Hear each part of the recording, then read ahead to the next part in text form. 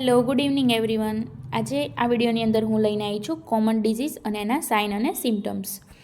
આ જે common sign અને સિમ્ટમ્સ જે છે એ મોસ્ટ ઇમ્પોર્ટન્ટ છે. દરેક એક્ઝામની અંદર એક એવું સાઇન અને સિમ્ટમ્સ પૂછાતું જ હોય છે. તો આજે આપણે આ વિડીયોમાં મેડિકલ સર્જિકલના જેટલા બી ડિઝીઝ અને એના જે મોસ્ટ ઇમ્પોર્ટન્ટ સાઇન અને સિમ્ટમ્સ જે છે એ આજે આપણે આ વિડીયોમાં સ્ટડી કરવાની છે. ઓકે, જેમાંનું ફર્સ્ટ છે પલ્મોનરી ટીબી. તો પલ્મોનરી ટીબીની અંદર આપણને લો ગ્રેડ આફ્ટરનૂન ફીવર જોવા મળે છે. કેવો? Afternoon fever. ઓકે, નેક્સ્ટ છે ન્યુમોનિયા. ન્યુમોનિયાની અંદર આપણને રસ્ટી સ્પુટમ મતલબ કે રેડ કલરનું સ્પુટમ અપિયર થાય છે. પછી છે અસ્થમા.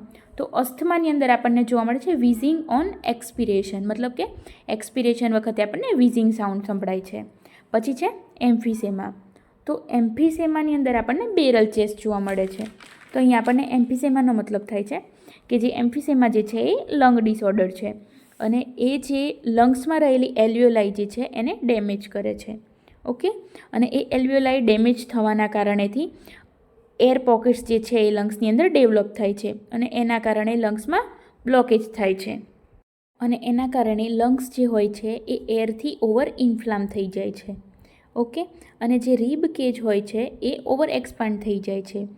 જે એક્સપાન્ડ થવાથી જે ચેસ્ટ હોય છે એને રાઉન્ડેડ બલ્જિંગ અપિયર થાય છે આપણને, અને એ સેમ ટુ સેમ આપણને બેરલ જેવી લાગતી હોય છે. એટલા માટે એમ્ફીસેમાની અંદર આપણને બેરલ ચેસ્ટ જોવા મળે છે. ઓકે, આ છે નોર્મલ ચેસ્ટ, તમે જોઈ શકો છો, અને આ છે બેરલ ચેસ્ટ.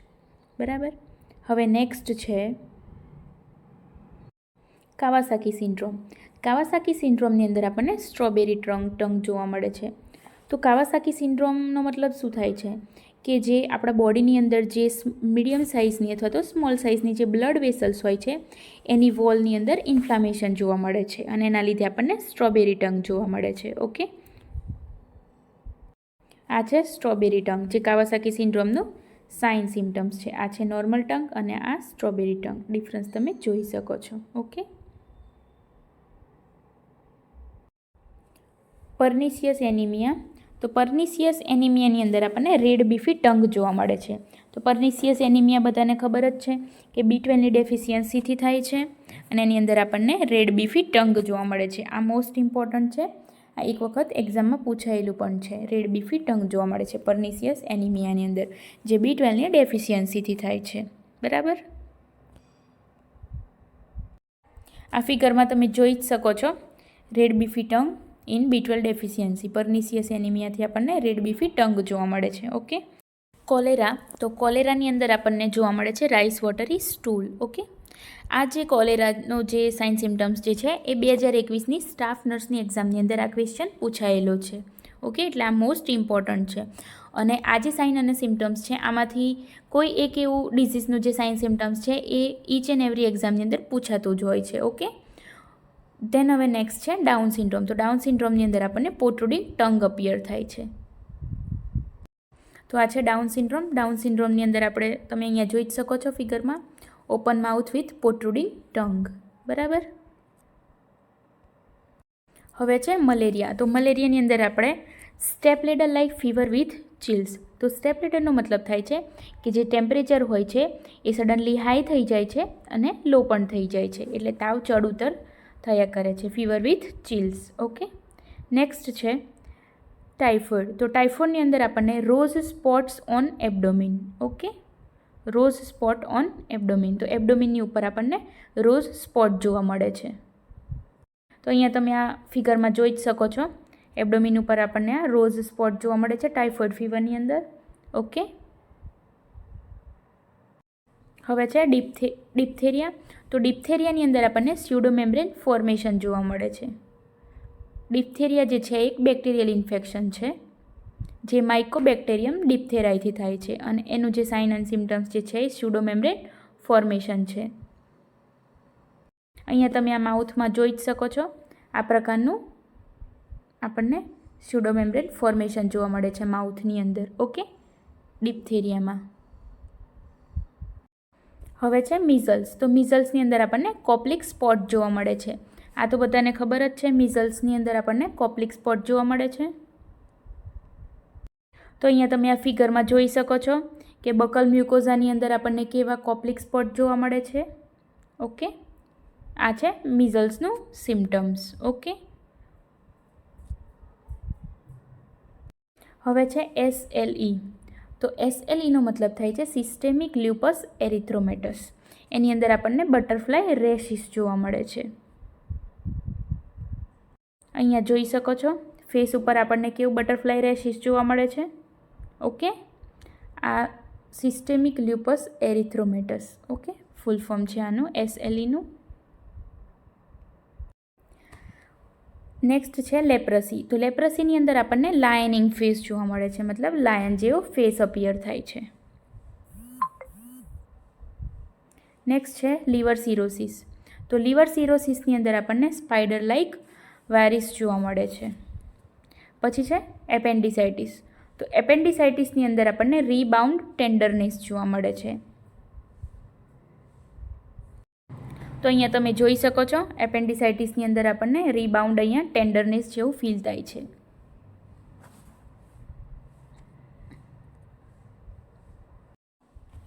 નેક્સ્ટ છે ડેન્ગ્યુ. તો ડેન્ગ્યુની અંદર આપણને હર્મેન સાઇન જોવા મળે છે.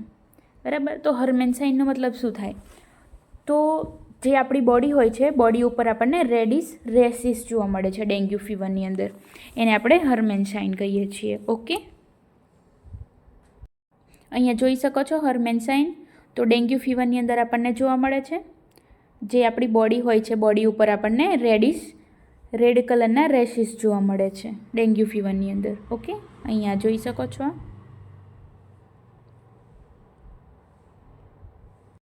નેક્સ્ટ છે મેનિન્જાઇટિસ. તો મેનિન્જાઇટિસની અંદર આપણને બધાને ખબર છે કે મેનિન્જાઇટિસની અંદર આપણને કર્નિંગ સાઇન અને બ્રુચકિન સાઇન પોઝિટિવ જોવા મળે છે. તો અહીંયા છે કર્નિંગ સાઇન અને બ્રુચકિન સાઇન. મેનિન્જાઇટિસની અંદર આપણને પોઝિટિવ કર્નિંગ સાઇન અને બ્રુચકિન સાઇન જોવા મળે છે, જેમાં કર્નિંગ સાઇનની અંદર પેશન્ટ જે હોય છે એને સુપાઇન પોઝિશન આપવામાં આવે છે. સુપાઇન પોઝિશન આપ્યા પછી જે પેશન્ટની હિપ અને ની હોય છે એને 90 ડિગ્રી ફ્લેક્સ કરવામાં આવે છે અને ગ્રેજ્યુઅલી જે ની હોય છે એને એક્સટેન્ડ કરવામાં આવે છે.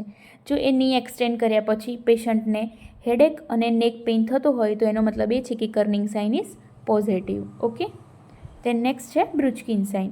તો બ્રુચકિન સાઇનની અંદર પેશન્ટને સુપાઇન પોઝિશન આપવામાં આવે છે અને સુપાઇન પોઝિશન આપ્યા પછી જે નેક જે છે એ પેશન્ટની નેક હોય છે એને ફ્લેક્સ કરવામાં આવે છે અને પેશન્ટની નેક ફ્લેક્સ કરીએ તો હિપ અને ની ઓટોમેટિક જો ફ્લેક્શન થતું હોય તો એનો મતલબ એ છે કે બ્રુચકિન સાઇન ઇઝ પોઝિટિવ. ઓકે, આ હતું કર્નિંગ સાઇન અને બ્રુચકિન સાઇન. અહીંયા જોઈ શકો છો શોર્ટકટ આ રીતે તમે યાદ રાખી શકો છો કર્નિંગ સાઇન અને બ્રુચકિન સાઇન. ની એક્સટેન્શન ઇઝ પેઇનફુલ અને બ્રુચકિન સાઇનની અંદર છે નેક ફ્લેક્શન લીડ્સ ટુ ની ફ્લેક્શન. ઓકે,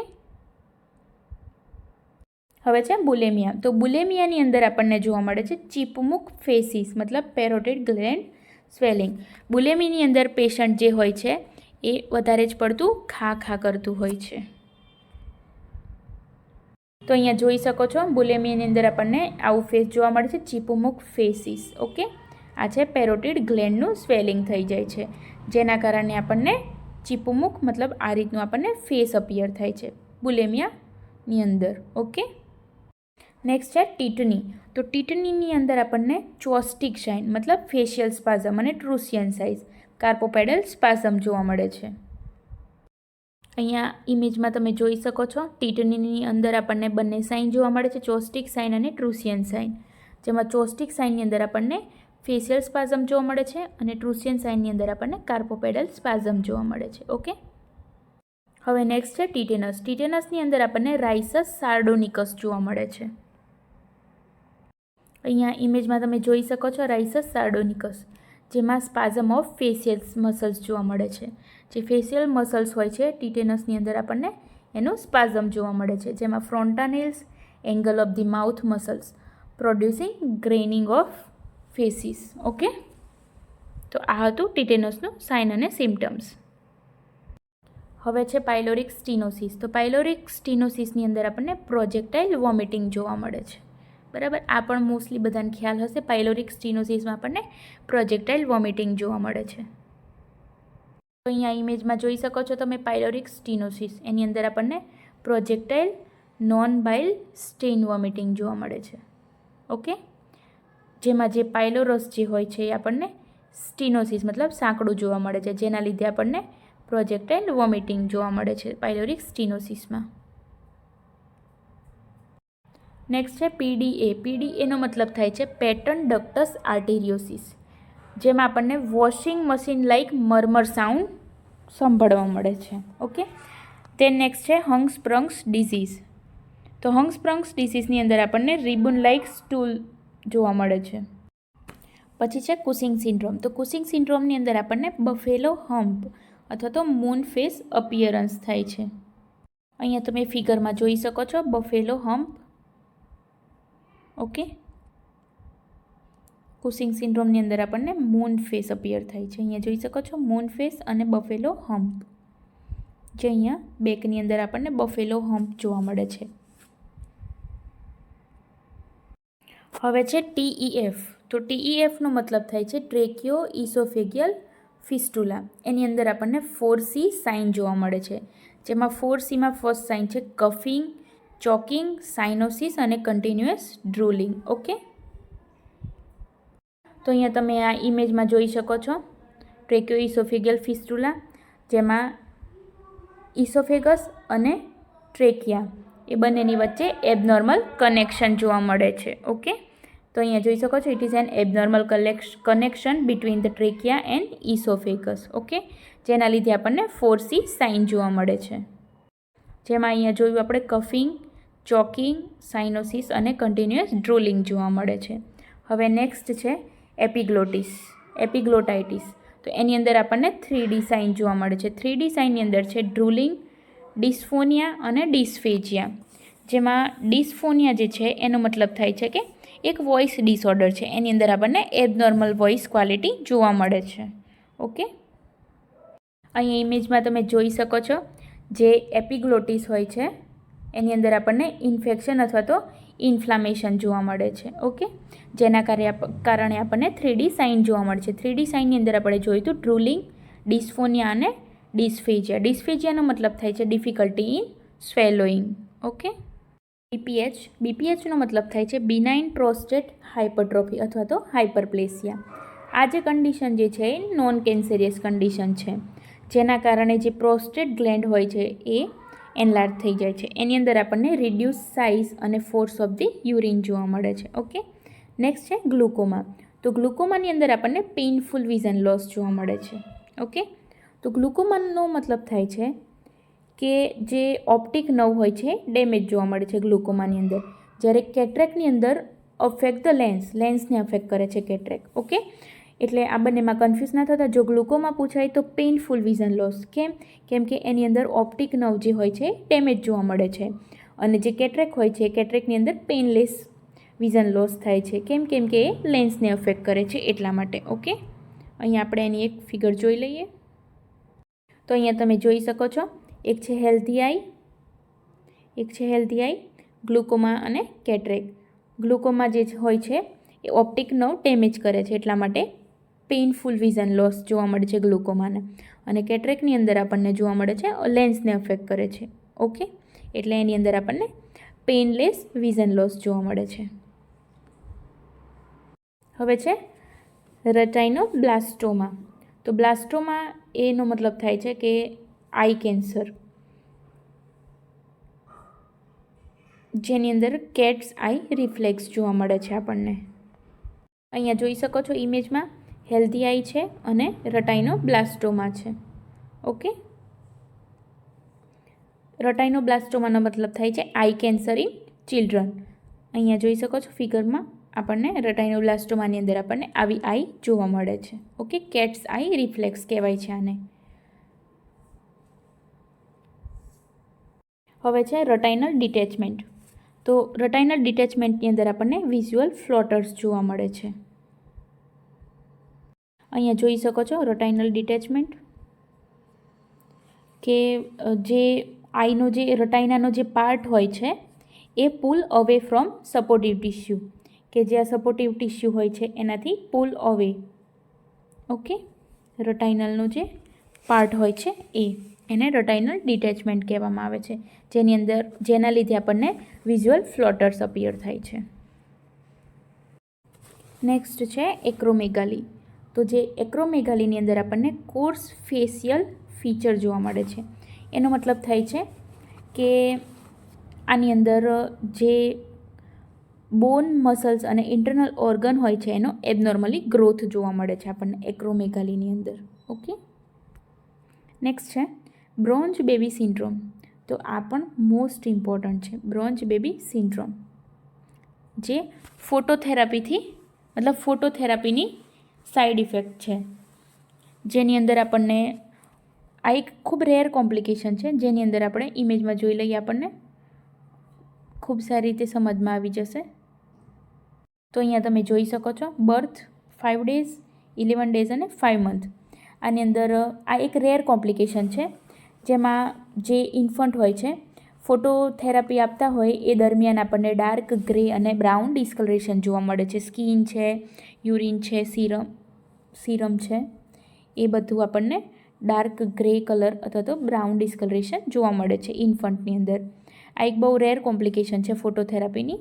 તો પૂછાય તો તમે યાદ રાખજો, આ ખૂબ ઇમ્પોર્ટન્ટ છે કે ફોટોથેરાપીની સાઈડ ઇફેક્ટ શું છે. તો બ્રોન્ઝ બેબી સિન્ડ્રોમ જોવા મળે છે. લાસ્ટ છે અલ્સરેટિવ કોલાઇટિસ. તો એની અંદર આપણને રિકરન્ટ બ્લડી ડાયરિયા જોવા મળે છે. કોલોનની અંદર આપણને અલ્સર જોવા મળે છે, જેના કારણે રિકરન્ટ બ્લડી ડાયરિયા જોવા મળે છે. ઓકે, તો આ હતા બધા આપણા કોમન સાઇન અને સિમ્ટમ્સ.